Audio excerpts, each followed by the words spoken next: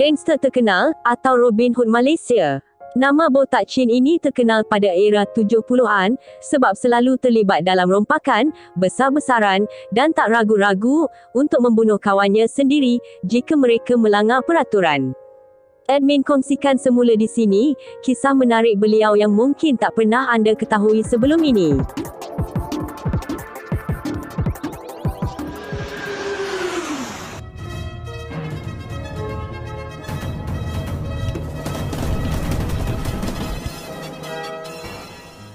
Kali ini kita berkongsi kisah penjenayah tersohor di Malaysia bernama Wong Swee Chin atau Botak Chin.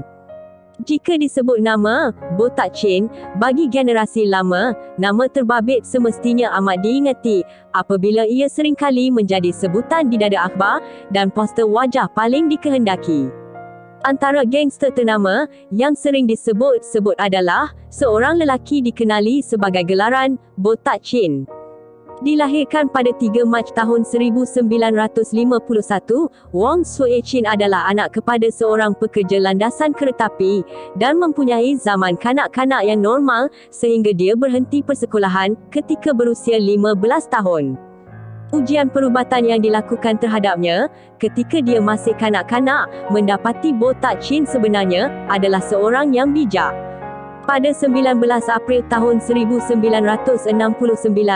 Botak Chin melakukan rompakan bersenjata pertamanya bersama 3 rakannya. Sungguh pun Botak Chin tidak mempunyai senjata sendiri. Rompakan itu berjalan lancar kerana 2 rakannya memiliki pistol. Sebut sahaja nama Botak Chin, ramai yang beranggapan pemilik nama itu seorang yang berkepala botak dan mempunyai rupa paras bengis.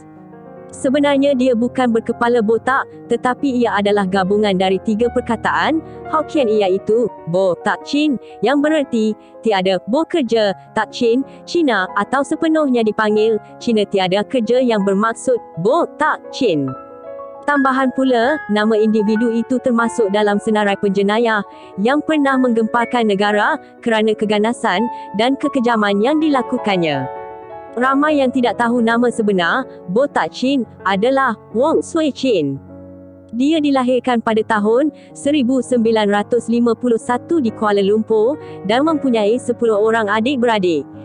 Botak Chin mendapat pendidikan rendah di sebuah sekolah rendah jenis kebangsaan Cina di Sentul sebelum menyambung pelajaran di sebuah sekolah menengah Inggeris.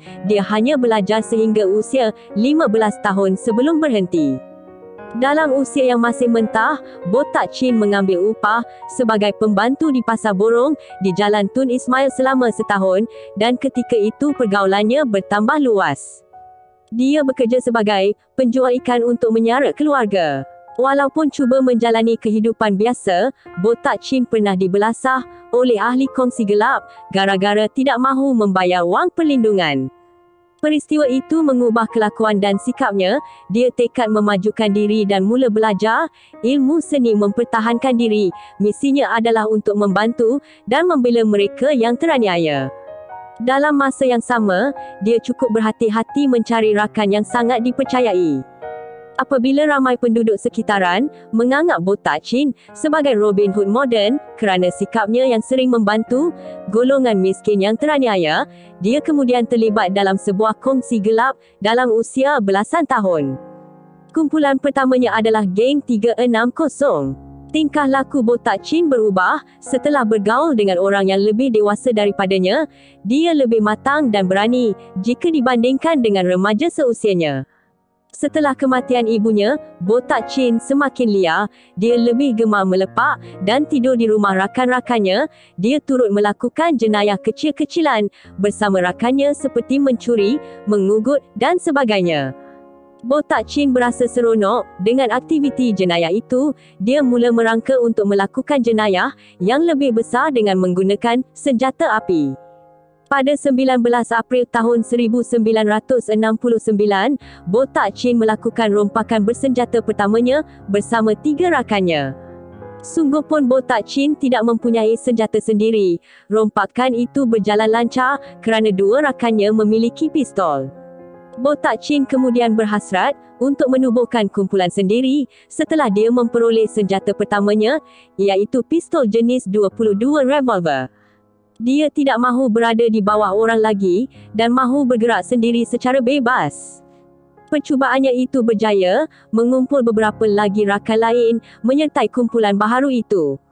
Botak Chin juga meletakkan beberapa syarat dan peraturan yang mesti dipatuhi, sama seperti kumpulan kongsi gelap lain. Ahli kumpulan Botak Chin tidak dibenarkan mengambil dadah dan menganiaya orang miskin, walaupun nampak baik dia tidak teragak-agak untuk membunuh ahlinya sendiri jika ada yang melanggar syarat dan derhaka. Botak Chin semakin aktif dan bebas melakukan jenayah. Dia melakukan 8 rompakan dalam tempoh beberapa bulan sahaja selepas penubuhan kumpulan itu. Kekerapan kumpulan itu melakukan jenayah menyebabkan polis menyiasat kes itu dengan lebih agresif dan teliti. Maklumat yang diperoleh, polis berjaya mengenal pasti Botak Chin adalah dalangnya. Polis menunggu masa yang sesuai untuk memberkas Botak Chin dan konco-konconya. Jika tidak dihalang, lebih banyak lagi jenayah berat akan dilakukan oleh kumpulan itu dan secara tidak langsung ia akan mengganggu keselamatan orang awam. Botak Chin akhirnya ditangkap. Polis berjaya menjejaki dan menumpaskan kumpulan itu. Botak Chin akhirnya ditangkap dan seterusnya menyaksikan kumpulan yang baharu ditubuhkannya terkubur begitu sahaja. Berdasarkan kepada maklumat dan bukti kesalahan yang dilakukan, Botak Chin tidak terlepas daripada hukuman atas jenayah yang dilakukannya. Dia didapati bersalah dan dijatuhi hukuman penjara selama 7 tahun.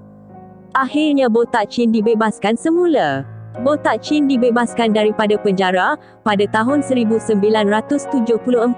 Dia cuba mengubah kehidupan seperti orang lain dan tidak mahu terjebak dalam dunia jenayah. Kesungguhan dia pada awalnya dilihat dengan sanggup bekerja sebagai penjual sayur. Bagaimanapun, kesungguhan itu tidak bertahan lama kerana Botak Chin tidak sanggup hidup dalam kesempitan dan kekurangan wang. Keinginannya untuk mendapatkan kekayaan dengan cepat dan pantas sukar dibendung. Botak Chin kemudian sekali lagi mengumpulkan ahli-ahli yang boleh dipercayai. Pada April tahun 1975, ahli kumpulan pertama yang ditubuhnya iaitu Te Bok Lei, dikenali sebagai Secai Eng Cheng Wong, dikenali sebagai Ah Wong, dan Bui Kok Chin, dikenali sebagai Pang Kok Chai telah bebas dari penjara. Langkah pertama Botak Chin adalah mendapatkan senjata api bagi menjayakan segala perancangannya yang dirangka. Sebulan kemudian, dia telah ke Thailand untuk urusan mendapatkan senjata api melalui bantuan seorang rakannya. Setelah beroleh senjata api, Botak Chin tidak menunggu lama apabila membuat rompakan di sebuah pusat perjudian haram di Sentul pada 2 Jun tahun 1975. Mereka berjaya memperoleh hasil sebanyak RM5,800. Hasil rompakan pertama itu disimpan, diagih-agihkan atau digunakan untuk bersukaria. Botak Chin mempunyai perancangan yang lebih besar dan dia memerlukan wang untuk menjayakannya.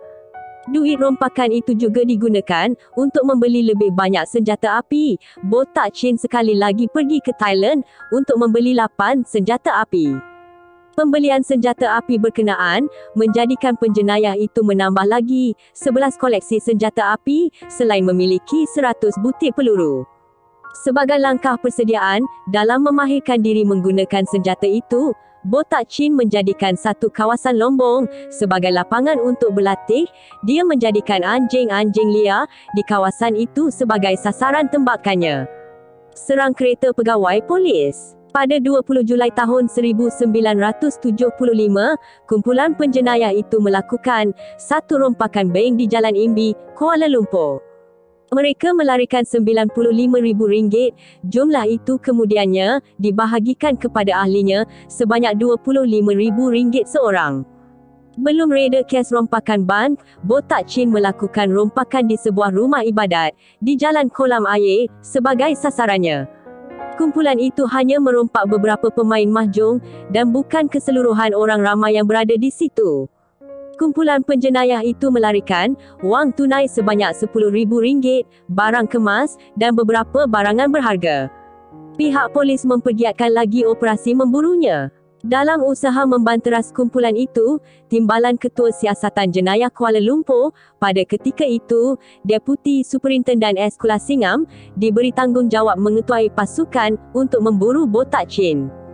Botak Chin menjadikan S. Kulasingam sebagai sasaran apabila kumpulan itu melepaskan 18 das tembakan ke kereta pegawai polis yang berhenti di lampu isyarat Jalan Davis, Jalan Pekeliling pada 22 November tahun 1975.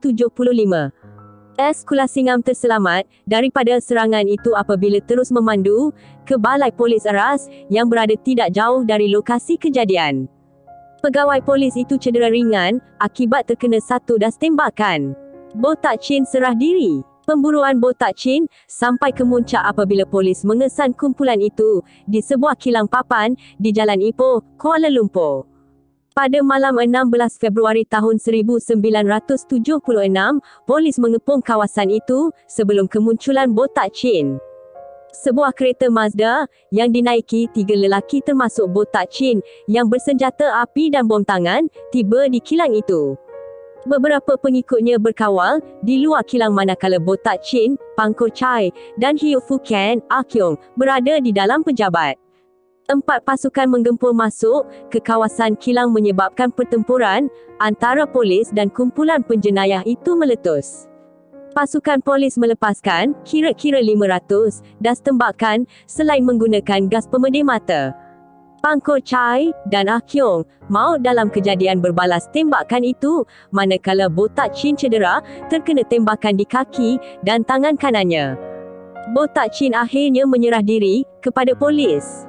Dia ditahan selama setahun dan menjadi tertuduh pertama mengaku bersalah atas dakwaan memiliki senjata api dan peluru mengikut Akta Keselamatan Dalam Negeri (ISA) yang membawa hukuman mati mandatori. Botak Chin ada membuat rayuan hingga ke peringkat Privy Council dan dia dibicarakan semula pada 1 April tahun 1980. Namun Botak Chin tetap didapati bersalah pada 16 Mei tahun 1980.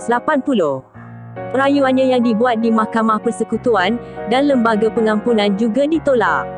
Pada waktu subuh 11 Jun tahun 1981, Botak Chin dihukum gantung di penjara Pudu pada usia beliau genap 28 tahun.